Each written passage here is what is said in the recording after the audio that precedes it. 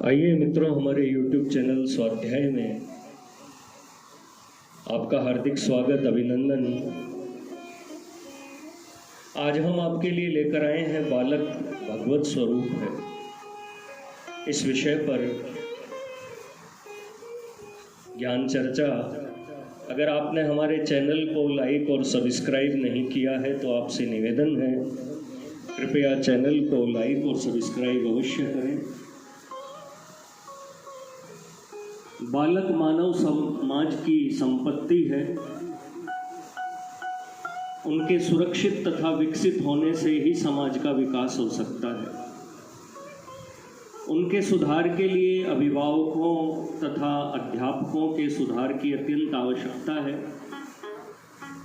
क्योंकि बालक जैसा देखते हैं वैसा ही बन जाते हैं। बड़े ही खेद की बात तो यह है कि आज इस बात पर यथेष्ट ध्यान नहीं दिया जाता है। इसका परिणाम यह हुआ है कि वर्तमान युवक और युवतियां मनमानी करने लगे हैं, क्योंकि उन्हें बाल्यकाल में जो देखने को मिलना चाहिए वह नहीं मिला। बालक समझाने से नहीं बदलते, वे तो जैसा देखते हैं वैसे ही बन जाते हैं।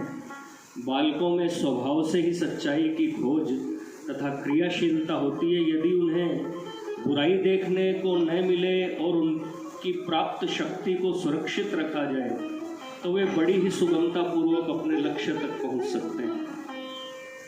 प्रकृति की गोद में तो बालक स्वभाव से ही सरल, ईमानदार, निर्भय एवं सहृदय होता है, और उस बेचारे के कोमल चित्त पर अनेक प्रकार के लालच तथा भय का बोझ अभिभावकों तथा अध्यापकों द्वारा लाद दिया जाता है। बालकों में उत्पन्न हुए प्रश्नों का उत्तर न देकर उनकी समझ को दबा दिया जाता है। इतना ही नहीं, अपने दूषित स्वभाव से उनको ऐसा दृश्य दिखा देते हैं जिससे उनमें झूठ, कपट तथा दंभ आ जाता है। उदाहरणार्थ, एक बालिका जिसकी आयु लगभग 2 वर्ष की थी, उसके अभिभावक ने उसकी रुचि के विपरीत बलपूर्वक गोदी में लेकर ठंडे पानी से स्नान करा दिया। बालिका उस समय तो थोड़ी देर रोकर चुप हो गई, और उस घटना का प्रभाव उसके मन पर ऐसा पड़ा कि लगभग 2 वर्ष के बाद वही व्यक्ति जिसने उसे उसकी रुचि के विरुद्ध ठंडे पानी से स्नान करा दिया था, जब उसे मिला तो उस व्यक्ति को देखते ही उसने सबसे प्रथम यह झूठी बात अपनी तोतली भाषा में कही कि मैं हन्नू कराई हूँ, स्नान कराई हूँ।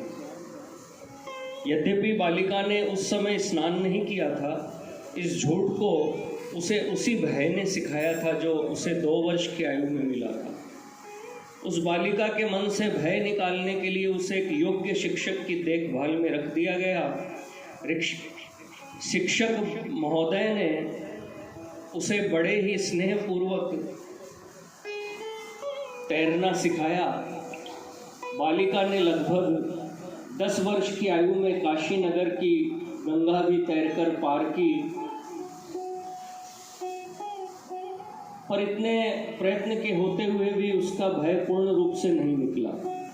अब भी वह तैरते समय कुछ न कुछ भयभीत हो ही जाती थी। यह घटना जिसके द्वारा हुई उसी के कथनानुसार लिखाई गई है, आपको बताई गई है।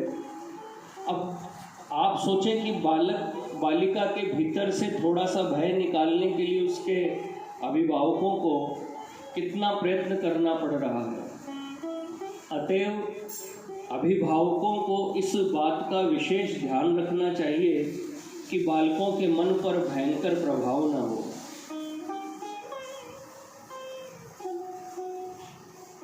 भय का प्रभाव ना पड़े। ऐसा होने पर भय के कारण जो बुराइयां आ जाती है उनसे उनकी रक्षा हो सकती है। बालक का सुधार वही कर सकता है जो मन का सुधार कर सकता है।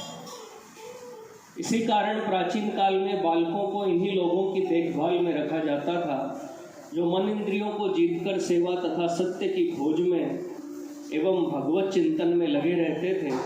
किंतु आज तो दुर्भाग्यवश बालकों को मोहयुक्त माता पिता की गोद में अथवा बिगड़े हुए नौकरों की गोद में ही पोषण तथा शिक्षण मिलता है। मोह की गोद में न्याय और नौकरों की गोद में यथेष्ट स्नेह नहीं मिलता। न्याय न मिलने से बालक में बेईमानी और स्नेह न मिलने के कारण हृदयहीनता आ जाती है, जो सभी दोषों का मूल है। जब तक बाल मंदिर द्वारा बच्चों को मोहयुक्त माता पिता तथा नौकरों की गोद से मुक्त न कर दिया जाएगा, तब तक वे ईमानदार एवं हृदयशील न हो सकेंगे। मन और बालक दोनों के स्वभाव में समानता है, अतः जो लोग मन को शुद्ध करने के लिए प्रयत्नशील हैं, वे ही बालकों का यथेष्ट पोषण तथा शिक्षण कर सकते हैं।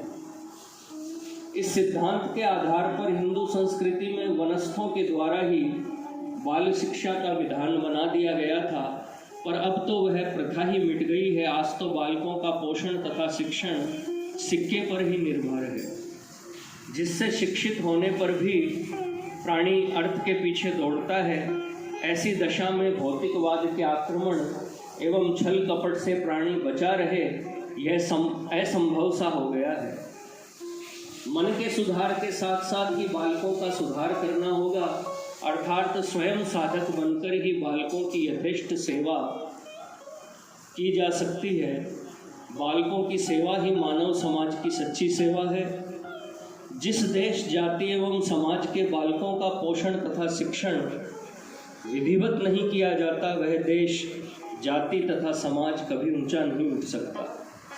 यही कारण है कि आज अनेक प्रकार के सुधार किए जाते हैं, पर परिणाम विपरीत ही देखने में आता है। बालकों का शिक्षण तथा पोषण विधिवत हो, इसके लिए जन्म देने वाले माता पिता की अपेक्षा अर्थ तथा काम से रहित धर्म के माता पिताओं की परम आवश्यकता है, क्योंकि जितेंद्रियता तथा संयमता पूर्वक ही बच्चों का यथेष्ट शिक्षण तथा पोषण हो सकता है। जब से बालकों की शिक्षा का दायित्व केवल जन्म देने वाले माता पिता पर ही निर्भर हो गया है, तब से अर्थ का महत्व बढ़ गया है, जिसके कारण प्राणी का मन अर्थ लोलुपता तथा जड़ता में आबद्ध हो गया है। प्रत्येक माता पिता के मन में बहुधा यही इच्छा बनी रहती है कि संतान के पोषण तथा शिक्षण के लिए अधिक से अधिक संपत्ति एकत्रित कर ली जाए। उसके लिए जो नहीं करना चाहिए वह भी वे करने लगते हैं। यद्यपि बालक समाज की विभूति है, उसके शिक्षण और पोषण का दायित्व समाज पर है, पर श्रम, संयम, सदाचार तथा विवेक के द्वारा बालकों की सेवा करने के लिए मानव अपने जीवन का विभाजन नहीं करता। केवल दानवीर बनकर बड़े बड़े विद्यालय खोलता है, उसका परिणाम बालकों के मन पर केवल धन की महत्ता का स्थापन भी होता है। अतः विद्यालय से निकलते ही बालक धन कमाने में लग जाता है। उसे यह कभी देखने को ही नहीं मिला कि सच्चरित्रता, श्रम एवं विवेक के द्वारा भी किसी ने सेवा की है। वह तो समझता है कि संपत्ति ही पोषण और शिक्षण की जननी है। इसी प्रमाद का फल यह हुआ कि आज बड़े बड़े विज्ञानवेत्ता, इंजीनियर, राजनीतिज्ञ एवं लेखक अपने को अर्थ के बदले में बेचकर अपना और समाज का ह्रास ही कर रहे हैं। अच्छे बालक ही अच्छे मानव हो सकते हैं। अतः बालकों की उचित सेवा के लिए जो जनता तथा राष्ट्र एवं सुधारकों को विशेष ध्यान देना चाहिए।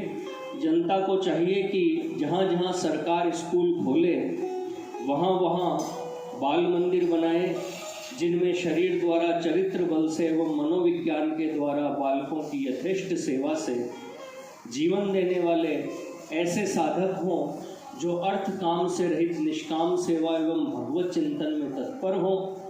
जब बालक समता, न्याय, प्रेम एवं आस्तिक जीवन देखेंगे, तब वे स्वयं वैसे ही बन जाएंगे।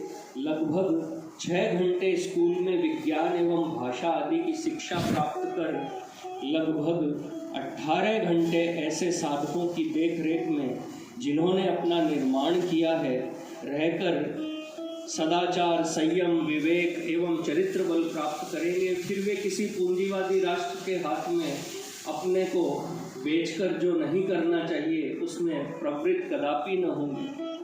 जैसा कि उदाहरणार्थ अणु बम बनाने वाले विज्ञानवेत्ता ने अपने को अमेरिका के हाथ बेचकर उसका दुरुपयोग कराया।